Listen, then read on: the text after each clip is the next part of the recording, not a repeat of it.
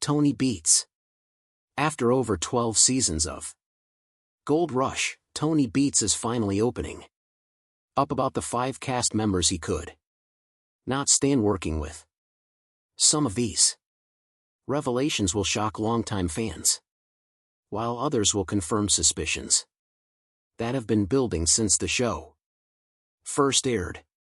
Get ready to discover the truth behind one of reality television's most controversial personalities. How we met Tony Beets.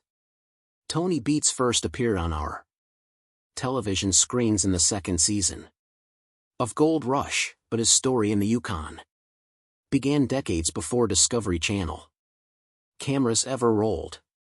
Born in the small village of Wideness in the Netherlands, on December 14, 1959, Tony grew up in a family that knew the value of hard work. His father was a farm laborer, and from an early age, Tony understood that success required sweat, determination, and an unwavering refusal to quit when things got tough. The flat Dutch countryside was a far cry from the rugged terrain of the Canadian North, but the work ethic instilled in young Tony would serve him well in the future. At just 7 years old, Tony took on his first real job working on neighboring farms during his summer breaks. While other children played, he hauled bales, fed livestock, and learned the farming trade from the ground up. This early introduction to physical labor shaped his entire worldview. To Tony, there were no shortcuts in life, no easy paths to wealth, and no room for complainers who couldn't handle harsh conditions. These principles would later become the foundation of his mining empire and the source of countless conflicts with those who worked for him or alongside him. The young Dutchman's life took a dramatic turn when he decided to leave Europe behind. In 1980, at just 21 years old, Tony boldly chose to immigrate to Canada. He arrived with little money, limited English skills, and no clear plan beyond finding work and building a better life. Like so many immigrants before him, Tony discovered that opportunity in the new world required sacrifice, persistence, and a willingness to take on jobs that others wouldn't touch. He bounced between various construction and labor positions, never staying in one place too long, always searching for something more. The Yukon called to Tony in 1984, and it was there that he would finally find his true calling. He started at the bottom of the mining industry, working as a lowly laborer for established operations. The work was backbreaking. The conditions were brutal, and the pay was modest. But Tony saw something in the gold fields that others missed. While his coworkers complained about the cold, the mud, and the endless hours, Tony studied the operations, learned the equipment, and began to understand the business side of mining. Every shovel of dirt, every hour in the wash plant, and every conversation with experienced miners added to his growing knowledge base. Tony's big break came when he secured a small mining lease and purchased his first equipment. It wasn't much, just a modest claim and some aging machinery, but it was his. He threw himself into the work with a ferocity that amazed even veteran Yukon miners. 18-hour days were normal. 20-hour days were standard during the peak season, and Tony expected nothing less from anyone who worked for him. His reputation spread fast, not only for finding gold, but for his fiery temper, constant swearing, and his zero-tolerance attitude toward laziness or mistakes. By the time Gold Rush Producers came knocking. Tony had already established himself as one of the most successful miners in the Klondike. His operation, Paradise Hill, was processing massive amounts of dirt, and he had expanded his holdings to include multiple claims in an impressive fleet of equipment. The show initially focused on newcomers trying to strike it rich, but producers quickly realized that Tony's character, experience, and volatile personality made for compelling television. His first appearances were brief, showing up as the gruff, no-nonsense veteran who had little patience for the greenhorn struggling around him. Viewers immediately noticed the stocky miner with the thick accent and the seemingly endless vocabulary of curse words. Tony didn't perform for the cameras or try to present a polished image.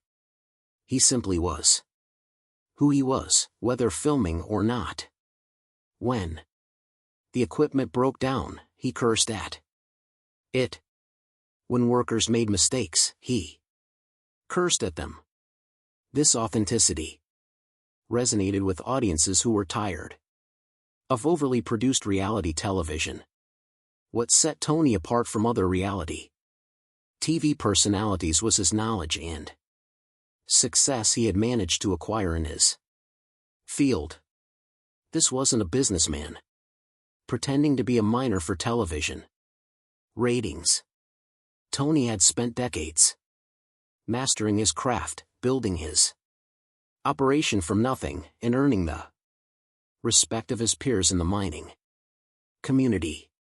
His knowledge of geology, equipment operation, water management, and placer mining techniques was encyclopedic.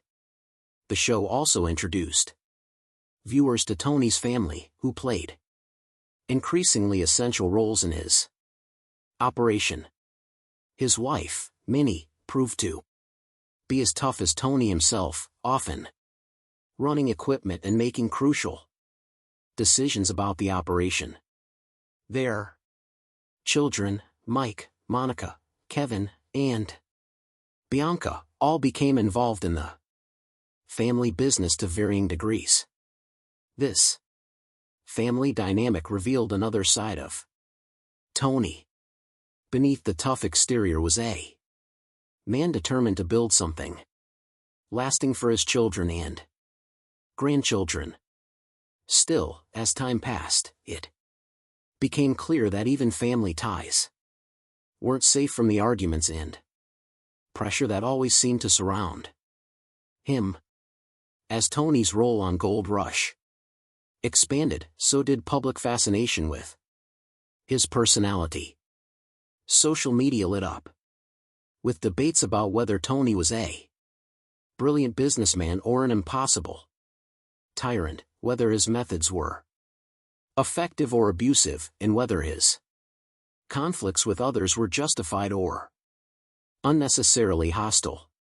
Fan pages emerged, memes spread, and Tony Beets became one of the most recognizable faces in reality television.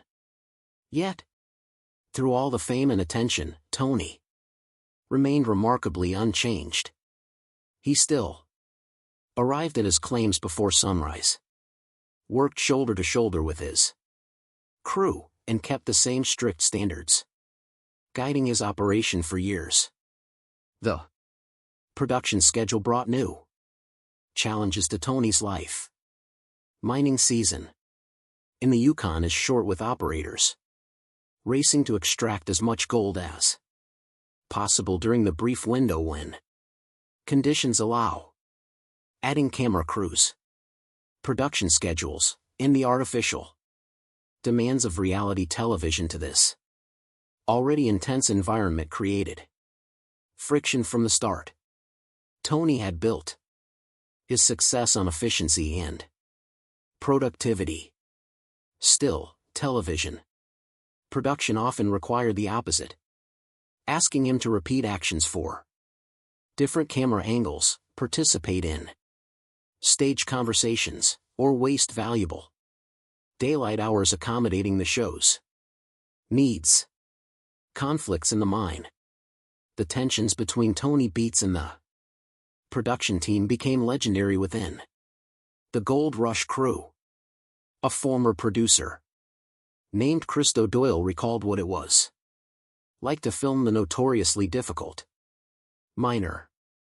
In interviews after leaving the show, Doyle described the constant struggles of working with someone who fundamentally didn't care about television conventions or production schedules.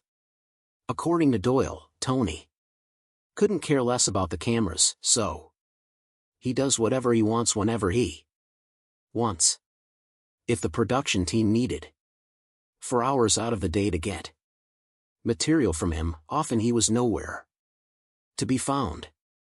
This wasn't simply a matter of Tony being occasionally difficult or having the odd bad day. The producers' comments revealed a pattern of behavior that made filming Tony's segments a constant exercise in frustration for the crew. While other cast members understood that cooperation with production was part of their job, Tony treated the cameras as an annoying intrusion into his real work. When he decided it was time to move equipment, he moved it, regardless of whether the cameras were ready. When he wanted to leave a location, he left, even if producers were in the middle of setting up an important shot. This attitude often frustrated the production crew, but made Tony's scenes feel real and unscripted. We got to bang through as much material as we can. Then that will get us. The conflicts extended beyond just the production crew. Tony's relationship with his own son, Kevin Beets, provided some of the most uncomfortable moments in Gold Rush history. Kevin, who had worked in his father's operation for years, eventually took on more responsibility, including running his own section of the Paradise Hill claim. What should have been a proud moment of a father passing the torch to his son instead became a source of ongoing tension that played out repeatedly on camera. Kevin complained publicly about the equipment his father provided, arguing that much of it was old, unreliable, and constantly breaking down. At crucial moments, the equipment fights were just the beginning of the father-son tension. Kevin also didn't like the royalty and lease terms Tony set. Even though they were family, Tony ran the business the tough way he would with anyone else. Kevin had to pay to work on the claim, hit his production targets, and got no special treatment, even though he was Tony's son.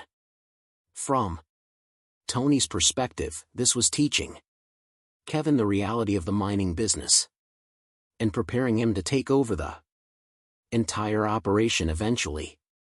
From Kevin's perspective, it often felt like his father was setting him up to fail while maintaining impossible standards. The cameras captured numerous heated exchanges between father and son.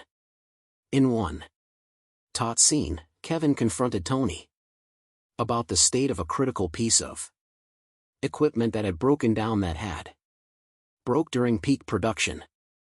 Kevin's frustration was palpable as he explained how the breakdown had cost them valuable time and gold.